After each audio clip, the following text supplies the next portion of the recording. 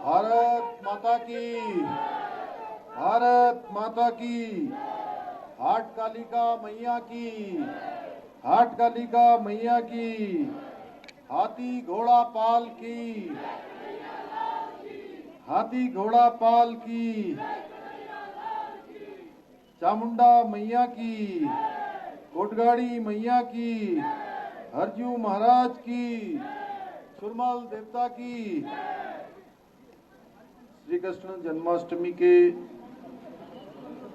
इस महोत्सव के अवसर पर मंच पर आसीन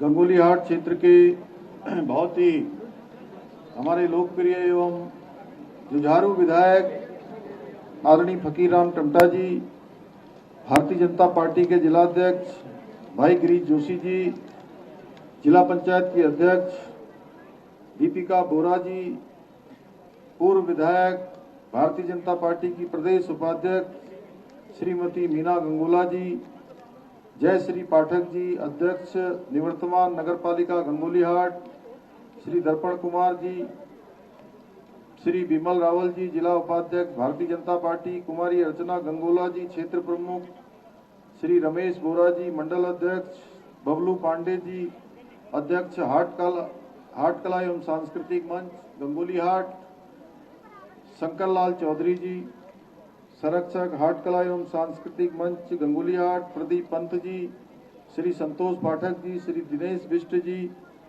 श्री महेश पाठक गोलू जी, नरेंद्र रावल जी, बसंत लाल शाह जी, श्री देवलाल जी, राकेश देवलाल जी, दीपक कार्की जी, हमारे ब्लॉक प्रमुख धारचूला एवं इस क्षेत्र से हमारे डीडीहाट क्षेत्र के पूर्व में धारचूला क्षेत्र के प्रत्याशी रहे भाई धन सिंह धामी जी एवं मंच पर आसीन हमारे सभी नेतागण, जिलाधिकारी जी एवं पुलिस अधीक्षक जी एवं उनकी पूरी टीम, और इस महोत्सव के अवसर पर यहाँ पर पधारे आए हुए मेरे सभी बड़े बुजुर्ग, सभी उपस्थित माताएं, बहनें और मेरे सभी नौजवान साथियों, बहुत बड़ी संख्या में आप सब यहाँ पर आए हैं। मैं देख रहा हूँ पूरा मैदान भरा हुआ है, आसपास से भी लोग, छतों में भी हैं, हमारे स्कूलों के भी बहुत सारे छात्र एवं छात्राएं आए हैं, प्यारे बच्चे आए हैं, अभिभावकगण आए हैं, उनके सभी अध्यापकगण, प्राध्यापकगण, सभी उपस्थित पत्रकार मित्रों एवं छायाकार बंधु, सभी हमारे कलाकार बंधु, मैं सबसे पहले तो आप सभी को श्री कृष्ण जन्माष्टमी की हार्दिक बधाई देता हूं और सबको शुभकामनाएं देता हूं। और इस पावन अवसर पर मैं भगवान श्री कृष्ण से प्रार्थना करता हूं कि उनका आशीर्वाद आप सबको हमेशा हमेशा मिलता रहे। यह पर्व हमें सत्य, न्याय, धर्म, प्रेम और करुणा के मार्ग पर चलने का मार्ग दिखाता है, चलने की हमको सीख देता है। भगवान श्री कृष्ण युगों युगों से हमारी आस्था के केंद्र बिंदु रहे हैं और उनका संपूर्ण जीवन मानव सभ्यता के लिए प्रेरणादायी रहा है। भगवान श्री कृष्ण का जीवन, चरित्र एवं व्यक्तित्व जहां हमें आनंदित करता है, वहीं उनके द्वारा श्रीमद् भागवत गीता में दिए गए उपदेश हमें जीवन में क्या करना है, जीवन में हमें किस मार्ग पर चलना है, धर्म क्या है, अधर्म क्या है, न्याय क्या है, अन्याय क्या है, इसका सही मार्ग बताते हैं। भाइयों बहनों, उनके द्वारा दी गई शिक्षाओं को राष्ट्र सेवा का आधार मानकर ही हमारे आदरणीय प्रधानमंत्री मोदी जी ने सबका साथ, सबका विकास, सबका विश्वास और सबका प्रयास इस देश के निर्माण में हो, यह मंत्र उन्होंने दिया है। आदरणीय मोदी जी एवं हमारी डबल इंजन की सरकार के द्वारा सभी योजनाएं और नीतियां इसी भाव को दर्शाती हैं कि नीतियों में विकास के मामले में किसी प्रकार का कोई भेदभाव नहीं करना है, कोई पक्षपात नहीं करना है। एक समान भाव से विकास के कार्यों को आगे बढ़ाना है। और आपने देखा अभी हमारे विधायक जी यहां से बोल रहे थे, इतनी योजनाएं कि मैं समझता हूं कई घंटों अगर बोलते भी रहते तो उनकी योजनाएं पूरी नहीं होती हैं। और उसके बाद योजनाएं जो हो गई है वो तो है ही है, उसके बाद बड़ा पत्र एक उन्होंने और पढ़ा है। अब हम लोगों के लिए चुनौती है कि हम उन के द्वारा पढ़े हुए पत्रों को भी आगे अपने कार्यक्रमों में, अपने कार्यों में सम्मिलित करेंगे। भाइयों बहनों, आज प्रधानमंत्री मोदी जी के नेतृत्व में देश के अंदर जो गरीबों के कल्याण के लिए कोरोना महामारी के समय में गरीब कल्याण अन्न योजना चलाई गई, इसके तहत प्रदेश के 70 लाख लोगों को मुफ्त इलाज मिल रहा है। आयुष्मान योजना चलाई गई। देश की आजादी के बाद किसी भी प्रधानमंत्री ने कभी नहीं सोचा कि किसी गरीब माता पिता को अगर अपना इलाज करवाना पड़े तो वो केवल अपने बेटे पर आश्रित न हो, बेटी पर आश्रित न हो, बल्कि उनके लिए 5 लाख रुपए की सालाना उनके इलाज की गारंटी सुनिश्चित की है। भाइयों बहनों, ये योजना देने का काम हमारे प्रधानमंत्री जी ने किया है। और आज केवल भारत की ही नहीं, पूरी दुनिया की सबसे बड़ी योजना आयुष्मान भारत योजना है। उत्तराखंड के अंदर 60 लाख आयुष्मान कार्ड हमारी सरकार ने अभी तक लोगों को वितरित कर दिए हैं। उज्ज्वला योजना के तहत 4,50,000 परिवारों को निःशुल्क गैस कनेक्शन दिए गए हैं। इसके साथ ही आदरणीय प्रधानमंत्री मोदी जी के नेतृत्व में आज भारत की संस्कृति और विरासत के संरक्षण और पुनरुत्थान का भी कार्य हो रहा है। नवनिर्माण भी हो रहा है और पुनः निर्माण भी हो रहा है। इसका साक्षात उदाहरण है कि हमने देखा अभी इसी वर्ष भगवान श्री रामचंद्र जी का भव्य और दिव्य मंदिर उनकी जन्मभूमि पर बनकर तैयार हो गया है। भाइयों बहनों, हम सब लोग लंबे समय से सोचते थे, नारा लगाते थे, कहते थे हम रामलला हम आएंगे, मंदिर वहीं बनाएंगे। और आज ये रामलला का वहां पर मंदिर बन गया है। भगवान रामलला वहां पर विराजमान हो गए हैं। बद्रीनाथ हो, केदारनाथ धामों का पुनर्निर्माण हो, बाबा विश्वनाथ के गलियारे का विस्तार हो, या महाकाल लोक का निर्माण हो, या हमारे 4 धाम उनके नव निर्माण का हो, या उसके साथ साथ मानस खंड के अंदर आने वाले हमारे सभी मंदिरों, उन मंदिरों को चरणबद्ध तरीके से उनके विस्तार का कार्य हो, या नव निर्माण का कार्य हो, या पुनर्निर्माण का कार्य हो। अभी हमारे विधायक जी यहाँ से बोल रहे थे कि यही चाहे वो हाटकालिका के लिए धनराशि स्वीकृत करनी हो, अभी 6 करोड़ रुपए की धनराशि हाटकालिका मंदिर के लिए स्वीकृत हुई है। हमारी कोटगाड़ी मैया के लिए मानस मंदिर खंड मंदिर मिशन में उसको लिया गया है। पाताल भुवनेश्वर को लिया गया है। अभी आप लोगों ने देखा होगा आदि कैलाश की यात्रा यहाँ प्रारंभ हो गई है इसी जनपद में। और इस वर्ष आदि कैलाश जाने वालों की यात्रा बहुत बड़ी संख्या हो गई है। जागेश्वर धाम की यात्रा बहुत बड़ी हो गई है। हमारे नीम करोली बाबा उनके यहाँ भी आज बड़ी संख्या में लोग वहां पर आ रहे हैं। ऐसे हमारे जितने भी देव स्थान हैं उन स्थानों को नव निर्माण की ओर ले जाया जा रहा है। सीमांत क्षेत्रों का विकास किया जा रहा है। आज हमारी धार्मिक जो धरोहरें हैं उनको सजाया और संवारा जा रहा है। भारत को पुनः परम वैभव की ओर ले जाने का प्रयास लगातार हो रहा है।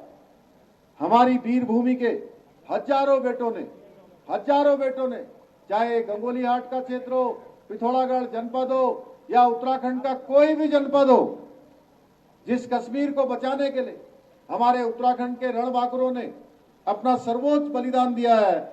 आज मोदी जी के नेतृत्व में वहां से अलगाववाद को बढ़ावा देने वाली धारा 370 को समाप्त कर दिया गया है। अब कश्मीर भारत का अभिन्न अंग हो गया है। कश्मीर के अंदर भी आज एक निशान, एक विधान और एक प्रधान की जो हमारी परिपाटी है, वो परिपाटी वहां भी लागू हो गई है। संपूर्ण देश के अंदर एक समान कानून लागू हो गया है। मैं अगर आदरणीय मोदी जी के द्वारा लिए गए सभी फैसलों की बात करूंगा तो मुझे लगता है यहां पर बोलने के लिए जो भी समय है वो समय बहुत कम पड़ जाएगा। और मैं जानता हूं आज त्योहार का दिन भी है, आप सब लोग काफी पहले से यहां आए हुए हैं, पर मैं इतना अवश्य कहूंगा कि हमारे प्रधानमंत्री मोदी जी के नेतृत्व में चलने वाली केंद्र सरकार के द्वारा लागू की गई योजनाएं आज लोगों के जीवन को बदलने का कार्य कर रही है।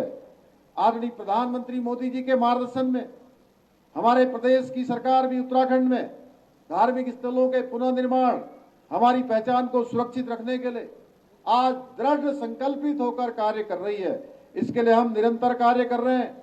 इसके अलावा हमने अपने पिछले 3 वर्षों के कालखंड में अनेक ऐतिहासिक निर्णय लिए हैं, जिनसे उत्तराखंड का वर्तमान ही नहीं बल्कि उत्तराखंड का आने वाला भविष्य भी बनने वाला है। उत्तराखंड के भविष्य के हमारे नौनिहालों को, उत्तराखंड के भविष्य को भी इसका लाभ होने वाला है।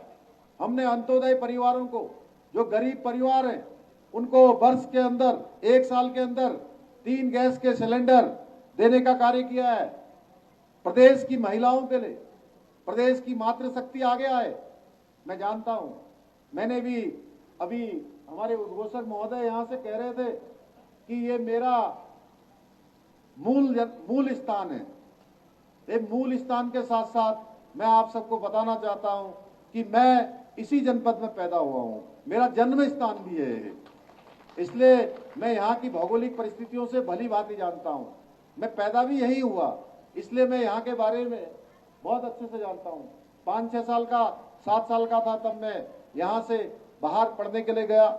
इसलिए यहाँ की माताओं बहनों की कितनी तकलीफ होती है, उनके जीवन में कितनी चुनौतियां होती हैं, ये मैं भली भांति जानता हूँ। मैंने अपनी माँ को भी देखा है, अपनी आमा को भी देखा है और आप सब लोगों को भी देखा है।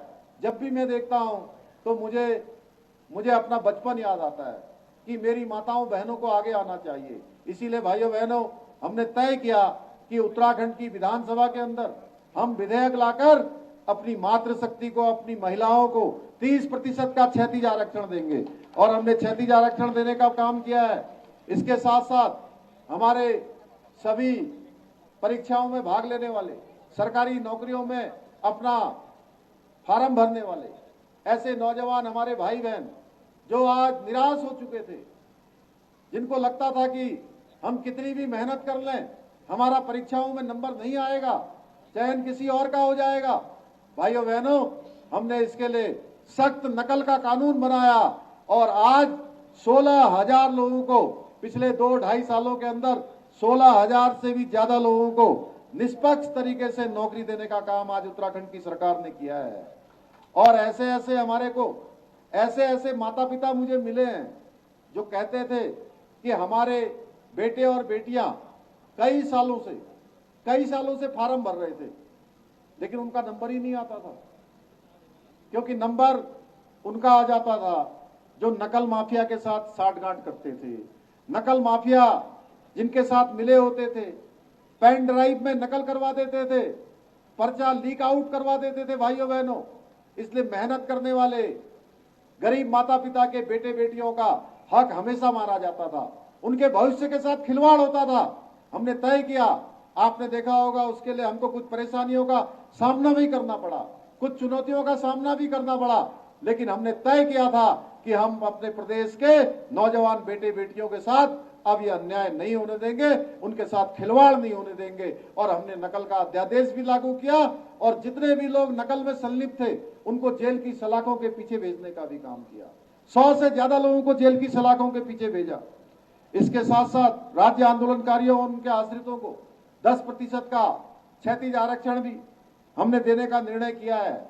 अभी माननीय राज्यपाल महोदय ने भी हमारे उस विधेयक को अपनी संस्तुति दे दी है। इसके साथ ही हमने हमारा देश में सबसे पहले समान नागरिक संहिता लागू करके कानून बनाकर हमने ये गौरव प्राप्त कर लिया कि उत्तराखंड के अंदर रहने वाले हर एक व्यक्ति के लिए, चाहे वो किसी धर्म का होगा, किसी पंथ का होगा, किसी समुदाय का होगा, अब सबके लिए उत्तराखंड में एक समान कानून लागू होगा। ये गौरव केवल मुझे प्राप्त नहीं हुआ है, ये गौरव हमारे उत्तराखंड के रहने वाले हर एक व्यक्ति को प्राप्त हो गया है। इसके साथ ही जबरन धर्मांतरण पर रोक के लिए कानून बना दिया है, लैंड जिहाद के खिलाफ निर्णायक कार्रवाई कर दी है, दंगा रोधी कानून बनाकर ये हमने साबित कर दिया है कि हम राज्य के विकास और नागरिकों की हितों की रक्षा के लिए कठोर निर्णय लेने से पीछे नहीं हटनेंगे, किसी भी कीमत पर हम पीछे नहीं हटेंगे। भाइयों बहनों, हमारी प्रदेश की सरकार मां हाटकालिका पाताल भुवनेश्वर की छत्रछाया में बसे हुए गंगोली हाट के विकास हेतु प्रतिबद्ध होकर कार्य कर रही है। मैं बहुत बचपन से यहाँ आता रहा हूँ, छोटे में ये विमल रावल हमारे यहाँ, गोलू पाठक वहाँ खड़ा है, ये सब मेरे पुराने, जब मैं युवा मोर्चा में था तब से मैं यहाँ आता रहा हूँ और मैंने बहुत नजदीक से गंगोली हाट को देखा है। माँ की जो महामाया है उससे हम सब परिचित है। इसके विकास के लिए हम प्रतिबद्ध होकर कार्य कर रहे हैं। हमने गंगोली हाट को इसी को ध्यान में रखते हुए नगर पंचायत से नगर पालिका बनाने का निर्णय लिया है और हमने अपना वायदा पूरा किया ताकि गंगोली हाट हमारा इतने लोग दर्शन के लिए आते हैं और आने वाले समय में ये संख्या कम नहीं होने वाली है। माँ की कृपा से ये संख्या लगातार बढ़ने वाली है। मैं तो आप सब लोगों से आज ये निवेदन करना चाहता हूं कि ये माँ की ताकत है, माँ की शक्ति है कि गंगोली हाट लोग दूर दूर से दर्शन करने आते हैं। आप दर्शन करते हैं और चले जाते हैं। अब हमारी ताकत होनी चाहिए, हमारी शक्ति होनी चाहिए कि वो केवल आकर दर्शन ही न करें बल्कि एक दो दिन यहाँ आसपास जाकर घूमने भी जाएं, यहाँ रुकने के लिए भी आए, यहाँ पर अन्य स्थानों को देखने के लिए भी आए। ये हमारा एक संकल्प होना चाहिए। पूरे विधानसभा क्षेत्रों में सड़कों का निर्माण एवं डामरीकरण का कार्य तेजी से चल रहा है। बेरीनाग और गंगोली हाट में बहुमंजिला पार्किंग निर्माण के साथ ही गंगोली हाट बस अड्डे के निर्माण का कार्य भी तीव्र गति से चल रहा है। पेयजल, स्वास्थ्य, शिक्षा के अनेक कार्य यहाँ पर पूरे किए जा चुके हैं जिसका लाभ हमारे सभी क्षेत्रवासियों को मिल रहा है। गंगोली हाट में पीएम आवास योजना के तहत अब तक 1577 पात्र लाभार्थियों को इसका लाभ मिल चुका है। स्वयं सहायता समूह की महिलाओं को सशक्त एवं आत्मनिर्भर बनाते हुए 1481 महिलाओं को अभी तक लखपति दीदी यहाँ बनाया जा चुका है। वहीं दूसरी ओर हमारे चारों मंदिरों के, चाहे हाटकालिका मंदिर हो, पाताल भुवनेश्वर और 2 मंदिर और, उसकी भी हमने यहाँ पर स्वीकृति दे दी है। इसके साथ ही जाड़ा पानी से जलतोला, लंकेश्वर तक एवं पाखू से कालीनाग डाना मंदिर तक ट्रैक रूट निर्माण पर भी हम कार्य कर रहे हैं। जनपद पिथौरागढ़ में यही आपके बगल में ही 768 करोड़ से अधिक की लागत से जो मेडिकल कॉलेज बन रहा है वो कहीं न कहीं हमारे गंगोली हाट क्षेत्र के लोगों को भी सीधे सीधे उसका लाभ मिलेगा। स्वास्थ्य सेवाएं सुधरेंगी और युवाओं को नई संभावनाएं मिलेंगी। भाइयों बहनों, जब हम भगवान श्री कृष्ण के जीवन से प्रेरणा लेते हैं तो हमें याद रहे कि समाज और राष्ट्र की सेवा ही सच्ची भक्ति है और जो भी जिम्मेदारी हमारे पास है उस जिम्मेदारी का हम ईमानदारी से उसका निर्वहन करें, उस जिम्मेदारी को ईमानदारी से निभाएं। यही सच्ची भक्ति है। और भगवान श्री कृष्ण चूंकि योगेश्वर है, वो सारी कलाओं में पारंगत है और उनकी जो शक्ति है वो हमको इस मार्ग पर चलने के लिए प्रेरित करती है कि हम उनको साक्षी मानकर, क्योंकि हर एक व्यक्ति या तो भगवान के सामने कभी भी कोई बात छिपा नहीं सकता है, अपने कर्मों को कम नहीं कर सकता है या स्वयं के सामने, इसलिए हमको भगवान को साक्षी मानकर हमेशा सच्चे मार्ग पर चलना चाहिए। जन्माष्टमी का यह पर्व हमारे भीतर प्रेम और समर्पण का जो भाव है वो जगाने के साथ ही हमें अपने कर्तव्य पथ पर पूरी निष्ठा के साथ कार्य करने के लिए प्रेरित करता है।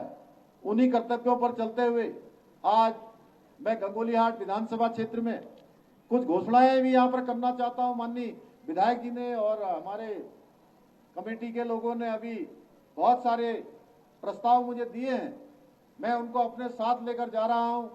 उनको भी आगे के सभी कार्यक्रमों में उनको आगे के प्रस्तावों में सम्मिलित किया जाएगा। लेकिन ये प्रमुख रूप से जो घोषणा मैं कर रहा हूं, विकासखंड वेरीनाग के अंतर्गत चौड़मनिया किमतौली मोटर मार्ग के केदारेश्वर में सेतु का निर्माण कार्य किया जाएगा। राजीव गांधी नवोदय विद्यालय गंगोलीहाट के 4 दीवारी का निर्माण कार्य किया जाएगा। विकासखंड गंगोलीहाट के अंतर्गत राजकीय महाविद्यालय गड़ाई में पुस्तकालय भवन एवं 4 दीवारी का निर्माण किया जाएगा। विकासखंड गंगोलीहाट के अंतर्गत शेराघाट मुसैल एवं न्यूकिया शेरा में बाढ़ सुरक्षा का कार्य किया जाएगा। विकासखंड गंगोलीहाट के कन्या इंटर कॉलेज के भवन के मरम्मत का कार्य भी किया जाएगा। राजकीय इंटर कॉलेज गंगोलीहाट के मैदान का विस्तारीकरण चौड़ीकरण का कार्य किया जाएगा। विकासखंड गंगोलीहाट के सरयू और रामगंगा के संगम पर स्थित पनार घाट का सौंदर्यीकरण का कार्य भी किया जाएगा। हमारे दलित बहनों और भाइयों की शिक्षा प्राप्त करने के लिए उनको सुदूर क्षेत्र में न जाना पड़े, इस उद्देश्य को ध्यान में रखते हुए न्याय पंचायत केंद्र पोखरी में स्थित उत्तर माध्यमिक विद्यालय पोखरी को भी उच्चीकृत कर इंटरमीडिएट कॉलेज बनाया जाएगा। क्षेत्र में ट्रॉमा सेंटर खोलने के लिए भी, स्वास्थ्य सेवाओं को और अच्छा करने के लिए उसका भी परीक्षण करवाया जाएगा। स्वास्थ्य विभाग को इसके लिए निर्देशित किया जाएगा।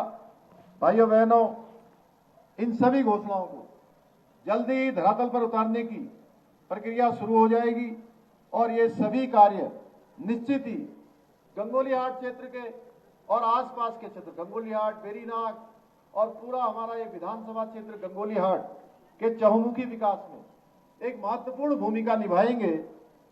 अंत में मैं आज के इस शानदार आयोजन के लिए और मुझे आमंत्रित करने के लिए आप सभी का आभार प्रकट करता हूं और हमारी बहनों ने मुझे यहाँ चांदनी के लिए भी बुलाया। मुझे बचपन की याद आ गई। अभी हमारी यहाँ से गिरीश जोशी जी कह रहे थे कि आपने बड़ा अच्छा पैर मिला दिया। मैंने कहा नहीं, अच्छे से अभी बहुत अच्छे से तो नहीं हो पाया, लेकिन बचपन में ये जो खेल है ये हमारे अभी उद्घोषक महोदय यहाँ से कह रहे थे कि यहाँ इस मेले को प्रोत्साहित करने के लिए निश्चित रूप से हमारा संस्कृति विभाग है, उस विभाग को कहा जाएगा, जिससे कि आने वाले समय में हमारे यहाँ के जितने भी हमारे कलाकार हैं, जो हमारे बच्चे हैं, जो अपनी प्रतिभाओं का या प्रदर्शन करते हैं, उनके व्यक्तित्व के विकास के लिए भी ये इस प्रकार के मेले, इस प्रकार के आयोजन, इस प्रकार के मंच बहुत ही महत्वपूर्ण होते हैं। निश्चित रूप से इनको बढ़ावा देने के लिए हम प्रतिबद्ध हैं। सरकार की तरफ से मैं जिलाधिकारी जी से कहूंगा कि जितना भी यहाँ पर इस मेले को और भव्य रूप देने के लिए आगामी वर्षों में जो भी प्रयास और प्रयत्न किए जा सकते हैं वो प्रयास किए जाएंगे। आप सभी का अंत में आभार प्रकट करते हुए, आप सबको प्रणाम करते हुए मैं अपनी बात को समाप्त करता हूं। एक बार मेरे साथ जोर से बोलिए, हाथी घोड़ा पाल की, हाथी घोड़ा पाल की, हाथी घोड़ा पाल की। भारत माता की, भारत माता की। हाट कालिका मैया की, हाट कालिका मैया की। धन्यवाद।